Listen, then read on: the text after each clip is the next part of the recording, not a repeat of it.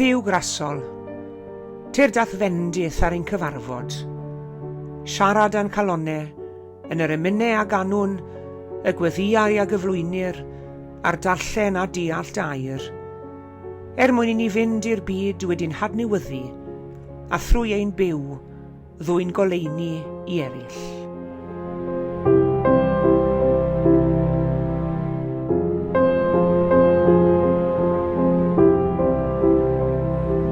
Bore da iawn I chi gyd, a chroeso cynnes I chi i'r oedfa ddigidol yr wythnos hon. Fe fydd y myfyrdod heddi yng ngofal Mr Alun Charles, a gai ddiolch iddo fe o flaen llaw am fod mor barod I gynorthwyo. Allai sicrhau chi bod chi mewn am oedfa hyfryd iawn. Croeso cynnes I chi gyd.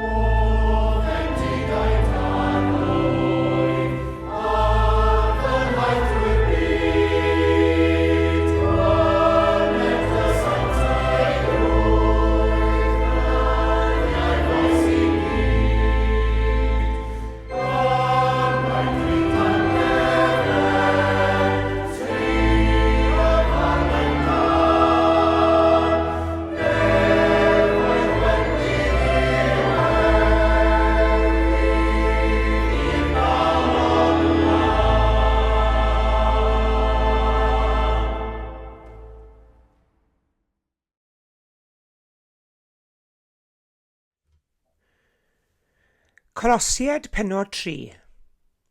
Goddefwch eich gilydd, a myddeuwch eich gilydd os bydd gan rhywun gwyn yn erbyn rhywun arall, fel y myddeuodd yr arglwydd I chi, felly gwnewch wythau. Tros yr haen I gyd gwisgwch gariad, sy'n rhwymu'n perffeithrwydd. Bydde didang nefedd Crys lywodraethu yn eich calonnau, I hyn y cawswch eich galw yn un corff, a byddwch yn ddiolchgar. Bydde di air Crys breswylio anoch yn ei gyfoeth. Dysgwch a rybuddiwch eich gilydd gyda phob doethineb. A chalonnau diolchgar, canwch I Dduw salmau ac ymynau a chaniadau ysbrydol. Beth bynnag yr ydych yn ei wneud ar air neu ar weithred, gwnewch bopeth yn enw'r arglwydd Iesu, gan roi diolch I Dduw y Tad drwyddo ef.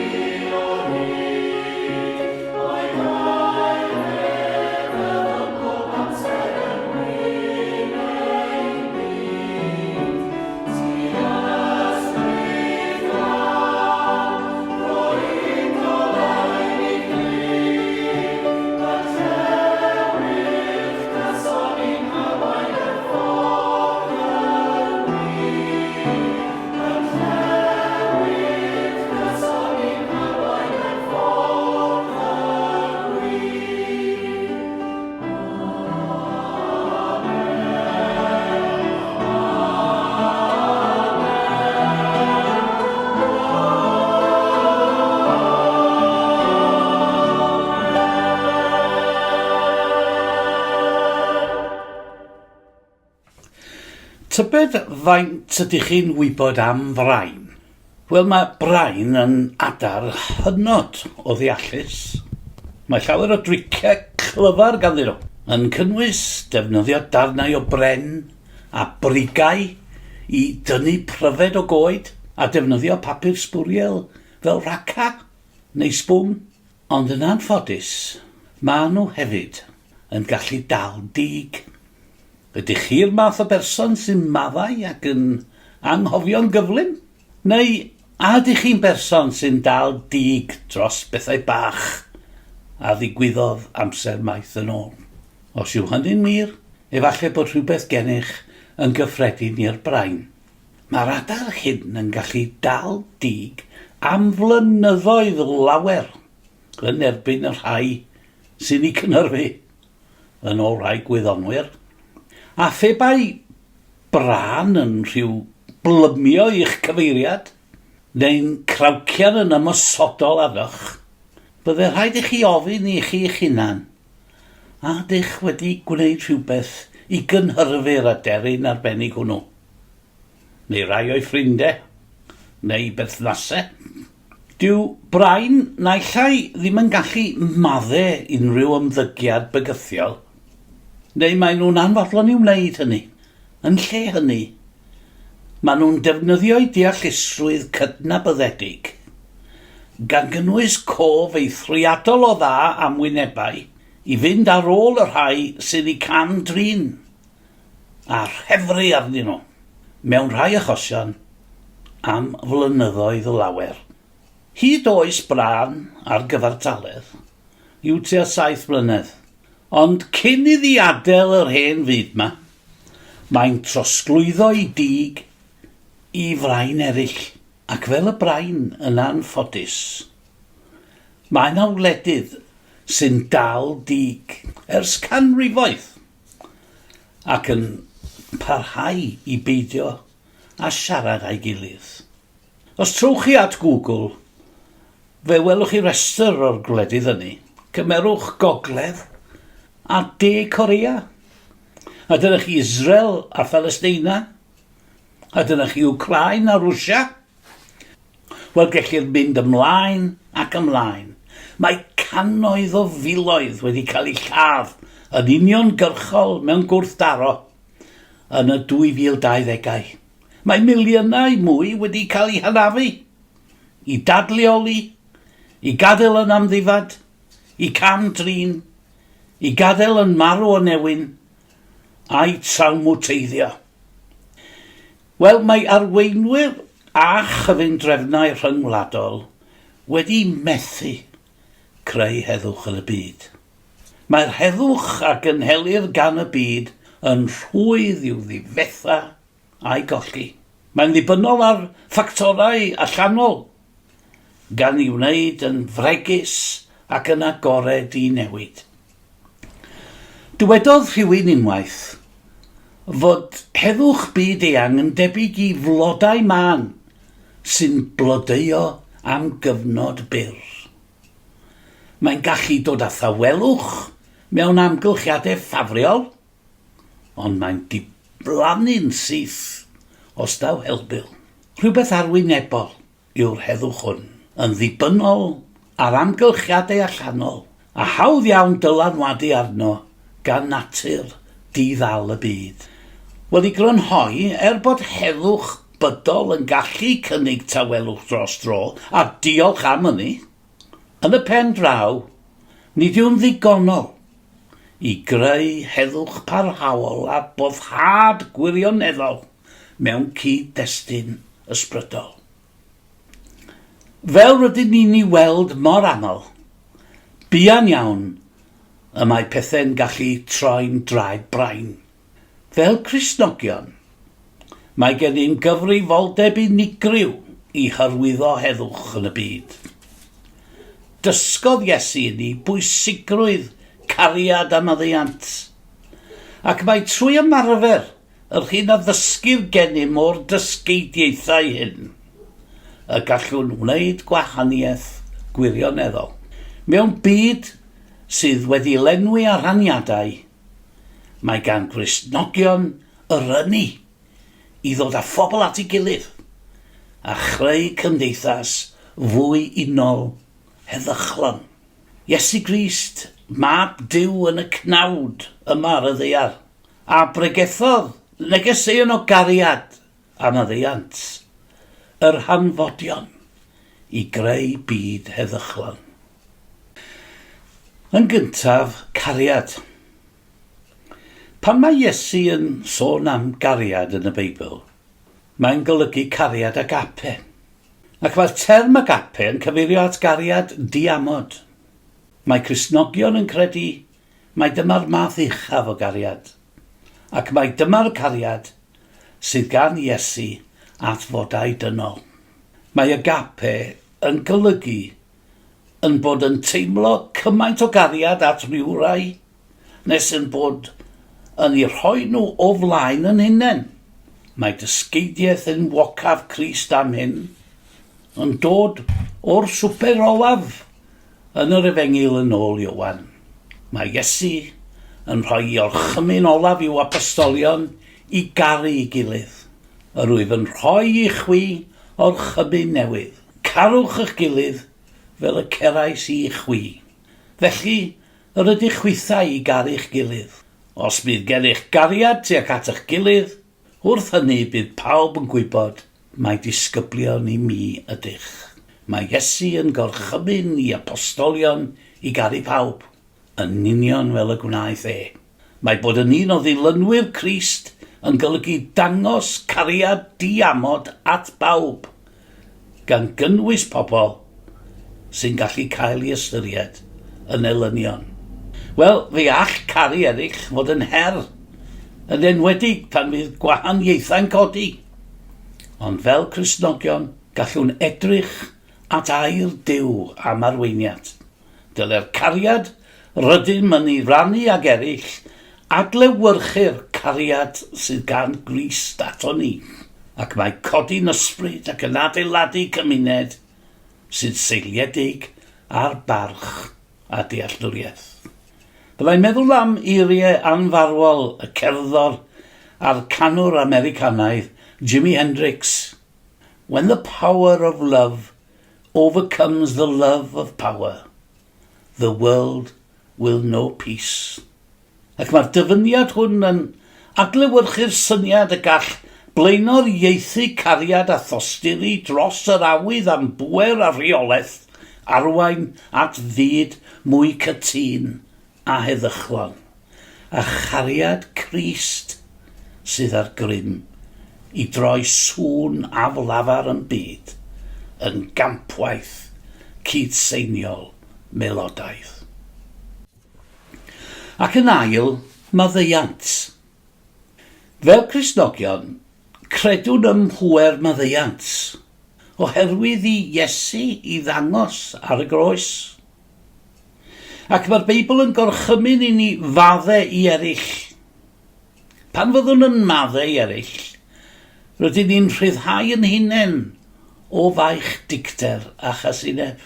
Mae maddeuant yn galluogi ni i achau a symud ymlaen, gan greu amgylchedd o heddwch.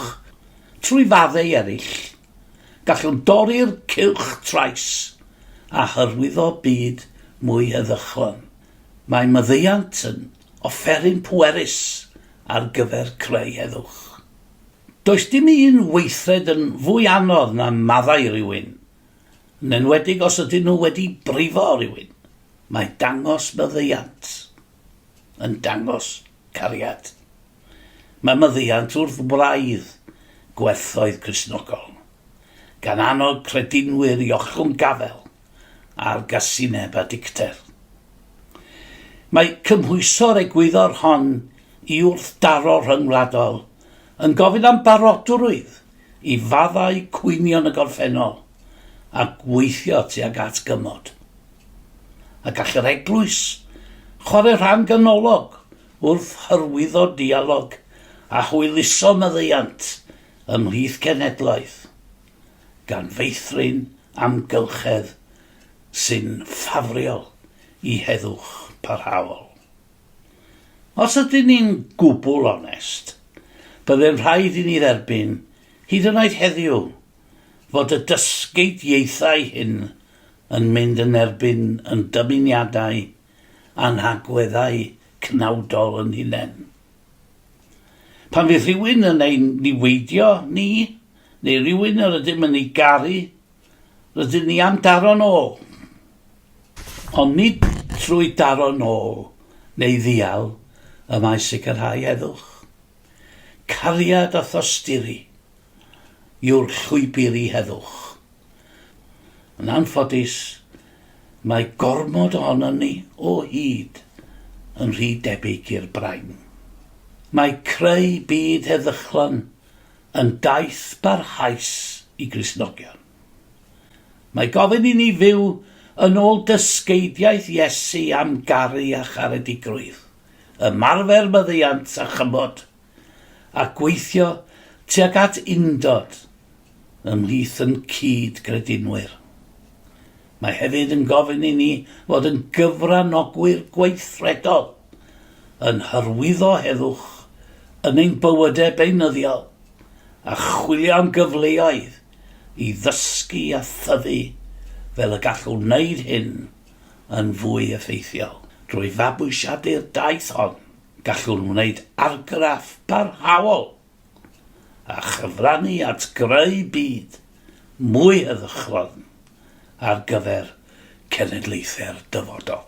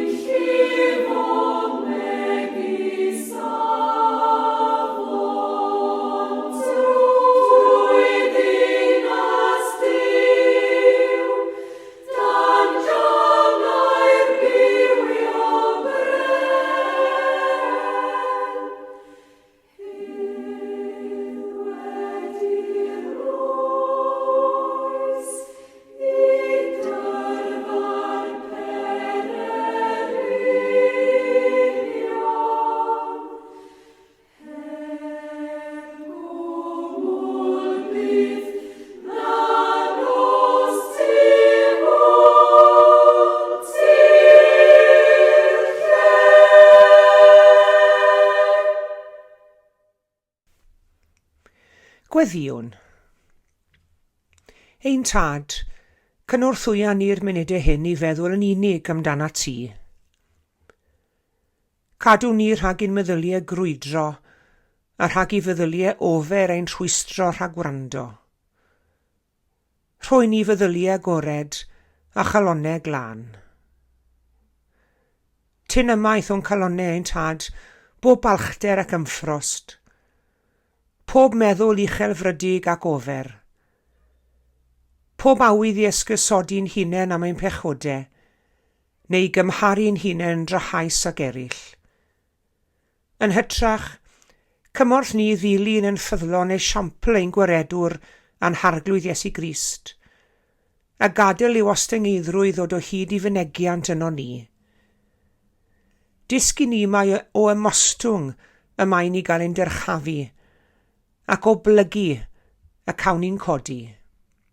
Rho ras yn ei ddangos esiampl i bawb, i fod yn gyfiawn a chywir yn ein holl ymwneud, i fod yn gydwybodol yn ein dyletswyddau, yn bir ac yn gymedrol yn ein mwynhad, yn garedig, hael a chwrtais at bawb, fel y caiff meddwl Iesu ei ffurfio ono ni, ac fel y daw pawb i wybod mae ddisgyblion ydym. Gweddiwn dros holl genhedloedd y ddeiar, ar i ti ei dwy'n i heddwch, undeb a chyfiawnder. Cynorthwya'r cenhedloedd cyfoethog i gymhwyso disgeidiaeth Crist yn fwy gonest, ac i weithredu egwyddorion i gariad yn ei hymwneud ar gwledydd tlawd. Nerthan ni oll i symud o'n bywyd yr hyn sy'n anghyfiawn, fel y gallwn ddwy'n beichau'n gilydd mewn brawdgarwch, ac adeiladu gwir ddinas Duw yn y byd. Maddau ni am fod yn barotach i gychwyn ryfel nac i greu heddwch, i ledeini anghydfod nag i weithredu cymod, i orseddu casineb nag i gyd fyw mewn cariad, i oddef anghyfiawnder nag i sefyll yn enw cyfiawnder, ac i gynnal rhwyg nag i hyrwyddo tangnefedd. Rho nerth i ni herio anghyfiawnder, i goncro casineb ac i ddiddymu rhyfel. Y nerth a'n cymwysau fod yn weithwyr heddwch cyfiawn a chariadus a chymodlon. Rhoi ni weledigaeth o fyd cyfiawn, lle mae cariad yn teyrnasu yn lle casineb, lle mae daioni yn lle drygioni, lle mae digonedd yn lle tlodi, lle mae tangnefedd yn lle ryfel. Gwna ni'n gyfrifol yn ein stiwardiaeth o'r fyd, gan barchu popeth hardd ac ymdrechu gadw'n hamgylchfyd heb i amharu. A rhoi bawb sydd mewn awdurdod ddoi thineb i atal yr rhai a gais yn ddifeddwl neu o drachwant, hagru neu ddefetha gwaith dy ddwylo di. Gwrando'n gweddi yn awr dadnefol, wrth i ni gyflwyno'n hunain i ti o'r newydd, ac erfu'r nanat ti'n defnyddio yng ngwaith y deyrnas. Amddiffyn ni rhag peryglon a themtasiynau. Plana yno ni ysbryd gwasanaeth, llanwa ni ac awydd drwy weddi a gweithred, i gynorthwyo'r rhai sydd mewn perygl, mewn caethiwed, mewn unigrwydd, mewn salwch, mewn galar ac mewn ofn. Helpa ni anrhydeddu denw di ym mhob dim y ddywedwn ac awnawn, a bod yn deilwng o thymddiriadaeth ynom. Gofynnwn hyn oll yn enw di ein gwaredwr a'n gobaith. Gadewch i ni gyd adrodd gweddi'r arglwydd. Ein tad yr hwn wyt yn y nefoedd, sancteiddiau'r denw, deled y deyrnas, gwneler dy ewyllus, megis yn y nef, felly ar y ddeiar hefyd. Dero i ni heddiw ein bara beunyddiol, a maddau i ni ein dyledion, fel y myddeiw nina i'n dyledwyr. Ac nac arwain ni brofedigaeth, eithir gwared ni rhag drwg. Canis eiddo ti o'r deyrnas, a'r nerth a'r gogoniant, yn oes oesoedd. Amen.